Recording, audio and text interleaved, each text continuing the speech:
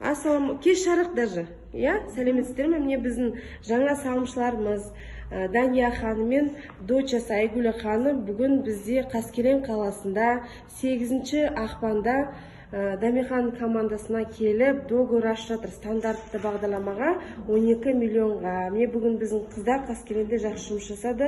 Аллаға шүкір, бұл кісілер менің жерлестерім болып шықты. Өскемен жақтан, шығыстан, сондықтан өзіме жаңағы ыстық болып тұр. Сондықтан баршамызға жұғысты болсын. Дания ханым, құтты болсын. Бірінші қадамыңыз, баспаналы болыңыз, автокөлікті болыңыз. Біздің ой мен армандар орындалады. Өзіңіз не айтқыңыз келеді? Қалай келіп тұрсыз, қалай сеніп тұрсыз? Бізді бірінші рет көріп тұрсыз. Енді қалай келгенде Астанада тұрғанбыз. Сөйлесек Дамиханды көрдік. Дамихан бір қағаз таратып жүр екен де, алдық. Алғаннан кейін қасымдағы бір кенже айтып, бұл мен ұялға бола ма деді. Иә деді.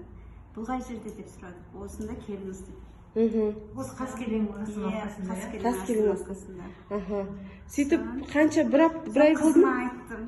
Қызым деген бармайсыз ба деп сөйтіп кеш болып кетеді, кешке дейін жұмыстан шыға алмайды. 2 апта болды ма уже? 2 апта болды, 2 апта. Хабарласып қоямыз, келе алмаймыз бірақ. Сөйтіп